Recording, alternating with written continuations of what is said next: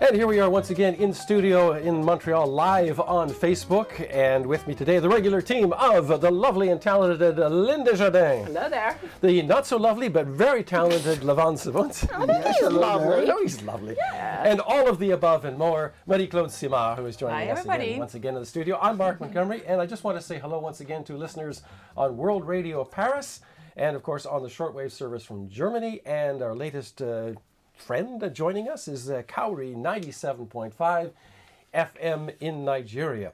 Now, also I'd like to say thank you to our technicians today, Marc-André and Benoit, who are controlling cameras and sound and all kinds of complicated things that are beyond my comprehension. But they're there and they're important.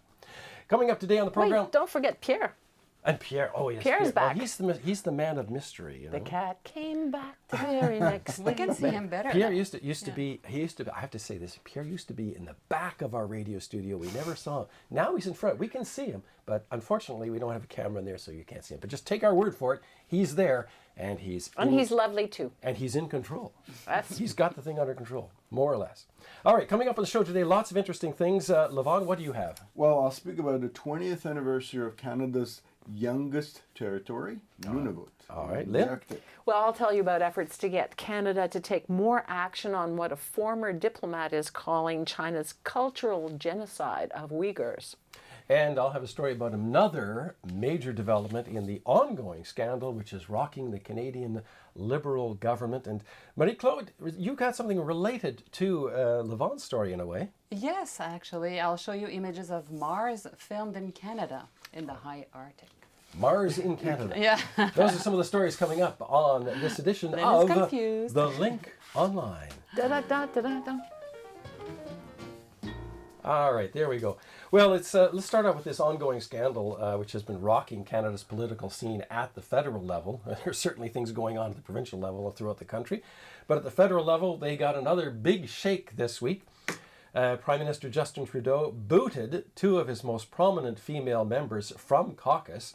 And this is over the legal charges against the engineering giant SNC-Lavalin.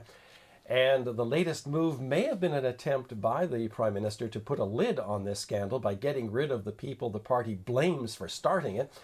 But that seems far from likely, according to political scientist Professor Dwayne Bratt, teaches at Mount Royal University in Alberta. And in this excerpt of our conversation, he says the move may have been the result of the clandestine taping of a conversation between the former Attorney General, Jody Wilson-Raybould, and a senior bureaucrat, Michael Wernick. Justin Trudeau last night really emphasized what he saw as the unconscionable tactic of Jody Wilson-Raybould taping Michael Wernick, but he has yet to comment on the content of that conversation. And I think the content is just as important, more so than whether it was taped or not. I mean, they talk about how this is about the ethics of taping Michael Wernick. If you talk to Liberal backbenchers, they're more worried about their job and their re-election campaign and the damage that they believe that Jane Philpott and Jody Wilson-Raybould have had on that. And I think that's just as big a reason why they were punted from caucus as opposed to taping Michael Wernick. Now, in the case of these two women, how does that reflect upon his whole attitude of being a feminist and so on and so forth? Oh, I think Mr. Sunny Days is gone. He cannot campaign on that. He cannot campaign on feminism and an Indigenous reconciliation and being above the fray and doing politics differently. I think he's going to have to alter that persona because his personal brand is gone. One of his campaign slogans in the last election was real change. How does this reflect on his, internationally, of course, he's been saying, we're different. This damages him internationally as well. And all you have to do is look at the Huawei case, where China is arguing that Canada really doesn't have the rule of law when in the case of SNC-Lavalin, but it seems to pledge rule of law when it comes to the extradition of Meng and the Huawei case to the United States. Internally, what kind of message does this send? Is this a message for other party members, or is this a message for the public, or what is this? It's a combination of the two. I think the message that they sent to the Liberal caucus is you can have private criticism of the Prime Minister and Cabinet, but you do not go public. We need to be solidarity. We need to be a team. We need to have loyalty. That party is more important than country. That discussing political interference in the rule of law, that's out of bounds because you have to wear the team jersey. Now, both women that we're talking about here, Jody Wilson-Raybould and Ms. Philpott, have said that they are, in fact, confirmed liberals and they would like to have stayed in the party. Why wasn't that enough, though? I mean, and what does that do? Basically, their argument is that liberals haven't been upholding liberal values strong enough. And I think it all comes down to you blew the whistle on us. You've given us bad press. We're dropping in the polls because of you two. Not because of what the government did or did not do, but because you blew the whistle on us. You're damaging us. You've got to go. And that was Dwayne Bratt, political science professor at Mount Royal University in Calgary, Alberta. And this is a story, of course, that the three of us have been following very closely. In fact, all of Canada, the news and everything else. There have been some latest developments in this as well that have sort of progressed upon this. And it seems to be, we're getting into the case now, even more of he said, she said kind of thing. What's the latest, Levon, that you've... I mean, for me, the interesting things that have been coming out is these two women, Jody Wilson-Raybould and Jen Philpott, kind of expressing what, how they feel and how the conditions, for example, this whole interplay between the time that they resigned from cabinet and between they were kicked out of the Liberal caucus, what happened there? And Jody Wilson-Raybould, for example, saying that, she wanted to hear an apology from Prime Minister Trudeau. Somebody leaking information, for example, that she wanted several high-ranking bureaucrats fired. Yeah. Yes. Well, and in fact, it looks like there was a whole long process. And if she did indeed ask that people be fired, yes, the Prime Minister's principal secretary resigned. The head of the Privy Council took early retirement. So, was that a product of, the Prime Minister trying to fulfill some of her wishes? And did he, in fact, draw the line when she wanted, allegedly, what we're hearing is that she wanted a promise that the new Attorney General was going to follow in her shoes and not interfere with the SNC-Lavalin and go ahead with a prosecution. And, everyone's been saying that actually, she was saying there should be no political interference. And then if this is true, here she was directing the Prime Minister to interfere and assure that there would not be a change. But you got to wonder, because this just happened just before we came into studio, so we're not quite clear on exactly what's going on. But the last thing I heard was she was denying this. So you have to wonder, is this some kind of a smear campaign going on? And the other thing is that it actually lends credence to her theory that she was demoted from Justice portfolio to Veterans Affairs because she wouldn't budge. So, and that the government, the Prime Minister, shuffled in, David Lametti, who is now the Minister of Justice and the Attorney General of Canada. It's a dual role in Canada. And that's part of the problem. Who is seen by some people, especially since he's an MP from Quebec, might be much more flexible on the issue of SNC-Lavalin. Although he was on live TV yesterday saying he would not be influenced. Anyway, it's a long back and forth, which is very damaging to the Liberal Party, which is going to be up for election in October. And there's just no sign that the story is going to end. And I don't think Jody Wilson-Raybould is going to let go of it. I think she's just going to, we have to say she's also an Indigenous person who is very active about promoting and trying to help with the whole reconciliation process. So, and Indigenous leaders have come out and saying now this, by firing her or by kicking her out of caucus and everything else, yeah. this has set back this reconciliation Although, that you were so on your high horse about. although not all of them. Not all of them. There are some of them who, don't agree. Absolutely. I mean, don't forget the Indigenous community of Canada is very diverse. Yes. It's not one person. There's no one voice, one organization that represents or can speak for all of the Indigenous communities in Canada. But it's absolutely the optics of it, the fact that two very outspoken women, one of them an Indigenous activist, somebody who has resisted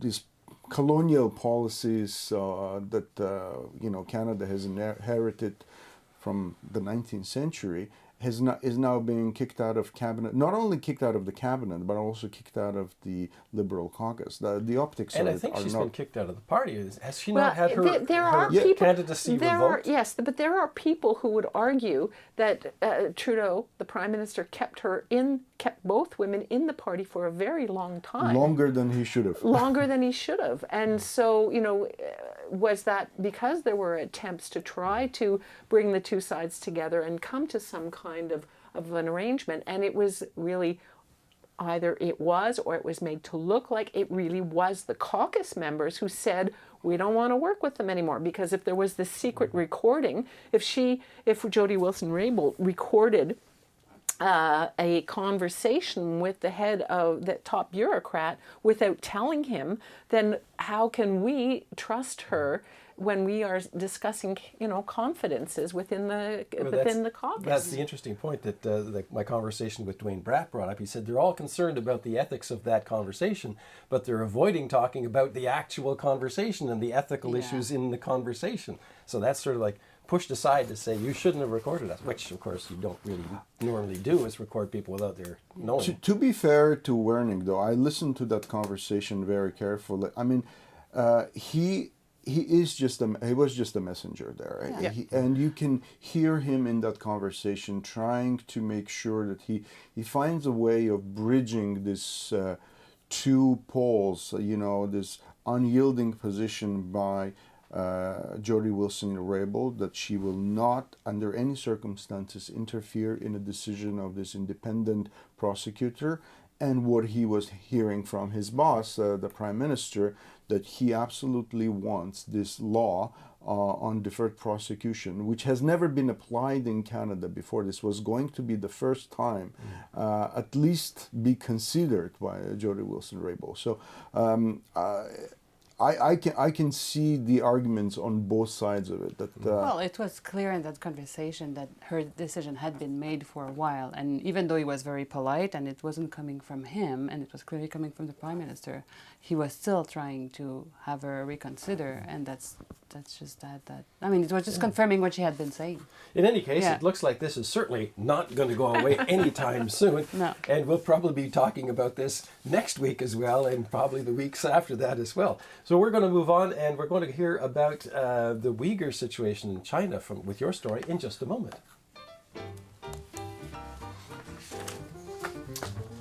So we'll talk about these two. Mention those? First, Yeah, The what? the two guys. All right, we're back here, and I just want to pause for just a moment to say hello to a couple of people who are tuning in to us. yes, we have Gustavo Lucas tuning in from Melo in Uruguay, and Krzysztof Sajewicz listening to us from Poland, and they're both regular listeners. Hello, and wow, thank you very welcome. much. It's great we to say- have them. We say Super. Dzień dobry to Poland and to the Uruguay. Buenos dias. Buenos dias. Buenos So dias. thank you for joining us. And of Bienvenido. course, we're on Facebook Live, so if you happen to be cruising Facebook, drop in, say hello. All right, we're going to talk about the situation regarding China and the Uyghurs, and Canada apparently is being asked to do more about China's mass detention and re-education of its minority Uyghur and other Muslim populations. This is your story, Lynn. So what's the situation? Well, I spoke with Professor Charles Burton. He used to advise the Canadian Embassy in Beijing, and he's calling China's treatment of Uyghurs cultural genocide. U.S. sources and satellite data have actually added to very credible reports that 1 million ethnic Uyghurs are being held in these internment camps. Burton says the purpose, and I'll quote him here, is to take the Uyghur out of the Uyghur and to cause them to abandon their belief in Islam, to learn the Mandarin language, and basically integrate into the Han Chinese mainstream. He calls it an outrage against humanity and a crime against humanity. Now, members of the World Uyghur Congress were actually in Ottawa this week, and they were asking Canadian parliamentarians and other government officials to escalate the international pressure on China over these mass detentions, and for Canada to sanction Chinese officials. And now Canada has raised the issue at the UN Human Rights Council and in meetings with high-level officials. That was last year. But these advocates are asking Canada now to do more. And Professor Burton agrees that Canada should do more. So here is part of my conversation with Professor Charles Burton. We don't have a lot of tools at our disposal. I think certainly we do have the Magnitsky Act that has serious violators of human rights from other countries, including Russia, South Sudan, and Venezuela. But up to now, we don't have any Chinese names on that Magnitsky list. And I think that would be at least a moral place to start to indicate that we just cannot welcome people who are complicit in cultural genocide to live and work and invest in our country. So I think that would certainly be a way to start. I think in terms of other actions, obviously we should crack down on the agents of the Chinese state from their Ministry of State Security who are involved in harassment of the Uyghurs who have resettled in Canada. And, I think there are various other means for us to express our concern over this cultural genocide. And I believe the Chinese government is quite sensitive to the gross violation of human rights that this is equivalent to, and they would prefer that it not be made known to the world. I think if it becomes something that more people are aware of, that it will encourage the Chinese government to rethink this horrendous policy of cultural genocide and the awful conditions in these prison camps, and try and address their ethnic relations with the Uyghurs in a way which is more consistent with international norms of multiculturalism. There's a real chill right now in relations between Canada and China. Most recently, China has stopped the import of a lot of canola, a grain which is very important to Canadian Western farmers. Given this chill, is Canada in a position to apply more pressure? I think there are things that we could be doing. I mean, certainly there's a lot of concern about China flaunting the international rules-based order. And, we know that their barring of our canola seeds import into China is based on entirely spurious grounds. Their claims that our canola carries fungus or weed seeds or pests is just not factually based, and none of our other canola customers have any complaints about our high-quality product. So, this is purely dishonest and designed to pressure the Canadian government to release the Huawei CFO, Meng Wanzhou, who's currently in an extradition hearing process pending possible extradition to the United States to face serious charges. So it's completely unacceptable how China is disobeying the normal rules of how nations relate to each other. And that includes their economic tactics, and it includes their gross violations of human rights. And the most egregious of these is clearly the Uyghur camps, which are indeed explicitly designed to engage in cultural genocide. Well, Professor Burton says Canada has a better chance of influencing China if it works with other comparable powers and hopefully the United States, he said, to apply pressure. He does believe that China is sensitive to world opinion and protective of its own reputation. So he thinks that really the best strategy is to continue to try to apply pressure. It is also his opinion, and he wrote an interesting piece in the newspaper, an editorial, that Canada itself should be quite a bit tougher on China. Yeah, I saw an article just the other day that said the reason that China is getting so tough against Canada, and this is all in connection to the Meng Wanzhou thing with the Huawei, is because China perceives Canada to be the weak link. They can't really, the United States is very strong, but they think Canada is probably weak, so they're exerting pressure on Canada and not the US over Meng Wanzhou. It's very interesting. I wrote a story about this last week as well, about how Canadian officials try to put pressure on Concordia. Chinese officials. Chinese officials try to put pressure on the Concordia University to stop them from holding an event with the president of the World Uyghur Congress. So, well, yes, and Burton says that actually China has more agents in Canada than does diplomatic agents than does the United States. So apparently there are a lot, and as we heard in Mr. Burton's his speech there, they are actively harassing Uyghurs who have settled in Canada. So he's saying one thing we should do is just put a stop to that. All right, well, let's move on to happier news, and this concerns a celebration of sorts. Absolutely. Well, it's Canada's newest territory, and they're celebrating 20 years this week, and it was on April 1st, 1999, that Canada's map changed with the birth of this new Arctic territory. And Levon, this is your story. What's it about? Well, Mark, I was thinking about this, and I thought that, when I came to Canada in 1992, Nunavut was not there. Canada had 10 provinces and 2 territories, Yukon and the Northwest Territories. And the Northwest Territories was this huge territory that stretched all the way from the Beaufort Sea to the Baffin Bay, west to east, and all the way to the high Arctic. But in 1973, the Inuit population of the Northwest Territories started this process of negotiations with the federal government to try and form their own unit. And 20 years later, so it took them 20 years to negotiate this Nunavut Land Claims Agreement. In 1993, they signed this Land Claims Agreement.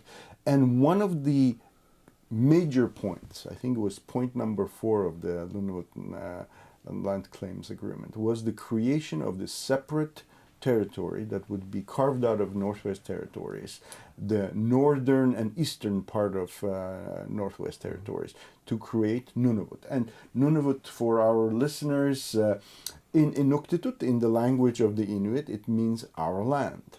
And it's a huge territory. I mean, it covers almost 2 million square kilometers, but it's very sparsely populated. There's only 38,000 people living in this territory. So, and the majority of them, about 80 to 85%, are Inuit. So it's also unique in a way that it's probably the only Canadian province or territory where the indigenous population, the Inuit, are the majority, and in the Inuktitut language or its dialects are the official, one of the official languages of Nunavut. And for more on what has been achieved in these 20 years, I spoke with the current premier of Nunavut, Joe Savitakak, and one of the questions I asked him was, what does he see the future of Nunavut in 20 years? I think Nunavut's future is good and it's bright, and some of the reasons are the fact that the Inuit employment in government has gone up, and we're working harder to get more Inuit working for the government. And one other thing that we didn't have 20 years ago in Nunavut was mines, and we have 4 operating mines right now, and their Inuit employment is going up. And mining brings good, high-paying jobs. There's more Inuit graduating. There's more Inuit going on to further their secondary or university education or college education or going into the trade. So the Inuit in Nunavut are getting more and more educated and trained, and which entails getting a job or better jobs in the future. When you're talking to people south, in southern Canada, and in our case, this would be also people outside of Canada, what do you want them to understand the most about Nunavut? What is the thing that you think people outside of Nunavut just don't get it? Well, I think first and foremost that we're up here. It's not just a big wilderness here. We have 25 communities. We're proud Canadians, and we're resilient, and we adapt to climate change that's happening here. And we just want to be treated as equals within Canada. Like, our cost of living is really, really high here, and food insecurity is a big issue, and it's not going away. We have severe lack of housing here. We need between 3,000 and 3,300 units right now, houses, and we're being funded just to build 83 new houses in the next fiscal year, 2019, 2020. So my biggest message would be we're here, and we're part of Canada, and we would like the services that are offered to all other Canadians to be available for us up here. And that was an excerpt of my conversation with Nunavut Premier Joe Savikaratak, and it's very interesting. It's the fastest growing Canadian territory.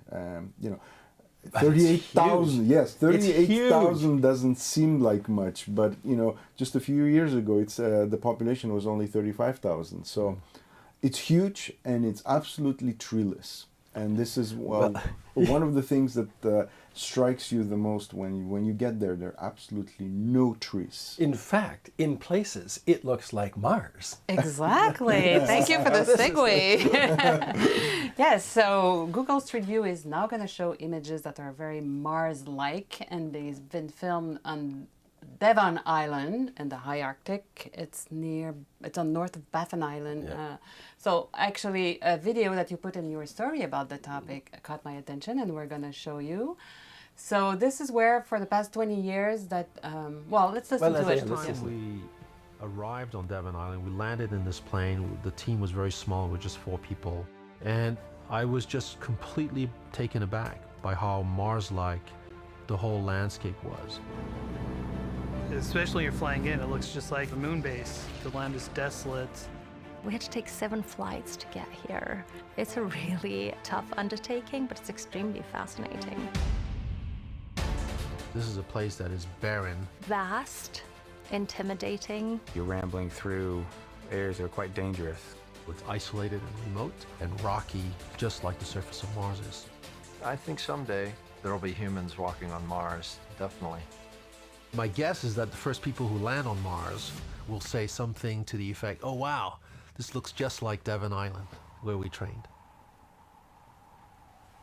It's interesting because that Google Earth went there, and they took some scenes around Devon Island, but that camp is where NASA has one of their training grounds for Mars, eventual Mars astronauts, and to try out new technologies and new developments and so on. But as you can see, just like you said, Levon, it's treeless. It's one thing people don't realize is the Arctic or the Canadian Arctic is very dry. I mean, it's basically, if you take away that snow and ice, it's basically a desert. There are parts of it further south that are tundra-like, where you have this wet marshes and stuff like that. But further you go up, you just have this rocky outcrops. It's a fascinating. I mean, you have high mountains, you have this plateaus. It's very diverse, very little vegetation, which is one of the kind of Mars-like conditions that makes it so ideal for NASA. Yeah, it's very varied in Nunavut, even in the climate. Like if you go to Iqaluit, it can be very cold. I was there like on the 24th of June. There was snow, and then I went to on the other side, on north of Northwest Territories in the west, and it was like 30 degrees. It was like a heat wave. So Well, it's also, we had a report that came out this week that said that our climate is changing faster. Our temperatures are higher than just about any other country in the world.